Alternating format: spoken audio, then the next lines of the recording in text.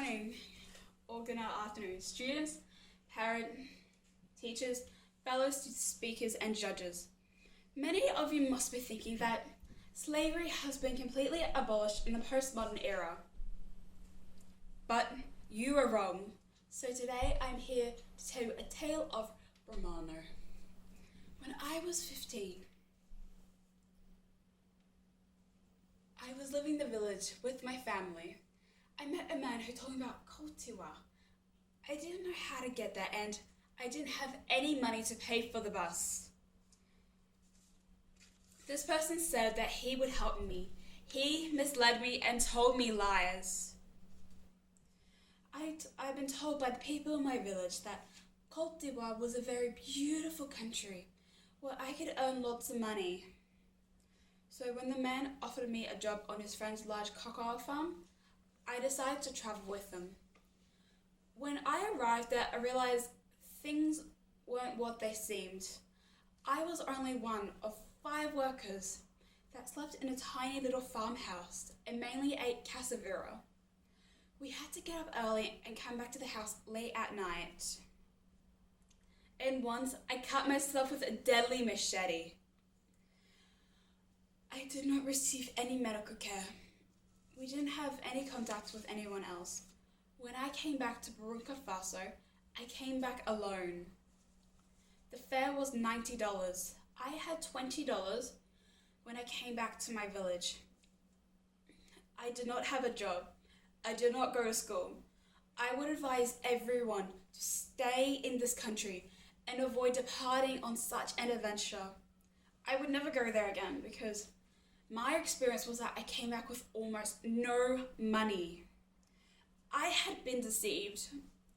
I told myself that going to Kultiwa would make me really rich, but the reality was something different.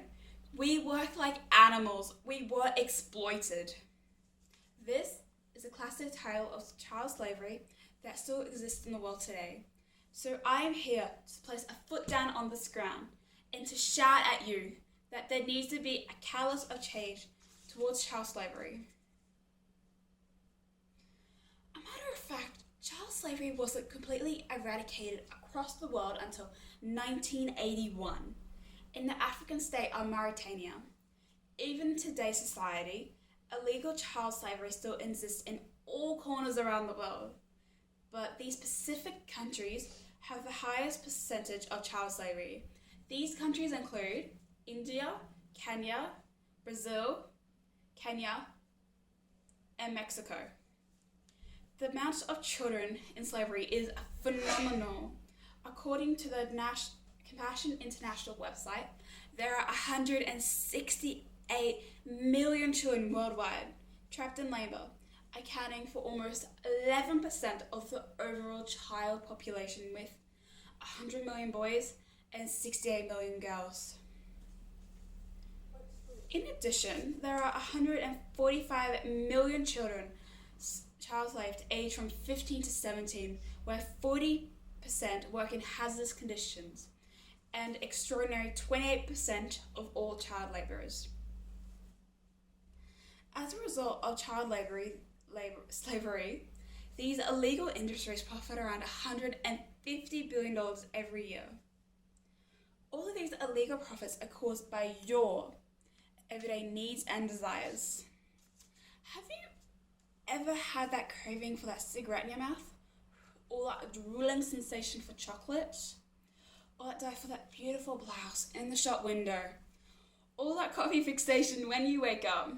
Or the highest probability, these desires are made of the children in slavery. Some of these coffee and chocolate products that you thoroughly enjoy are produced from major companies such as Nestle, Mars, Kraft, and Heshu.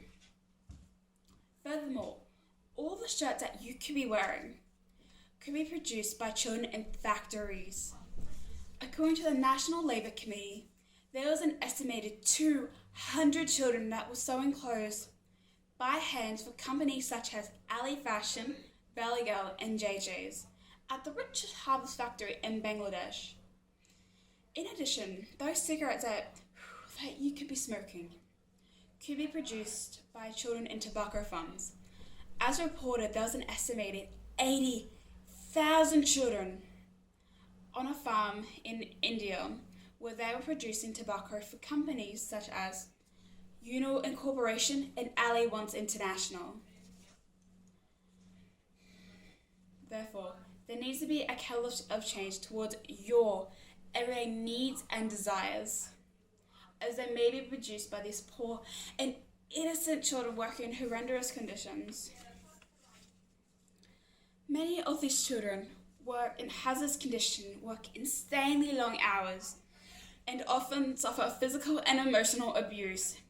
In Rwanda, it shows that many of these children in the cocoa farms have to work from early in the morning till late at night. This young man, Romano, used to work in the cocoa farms.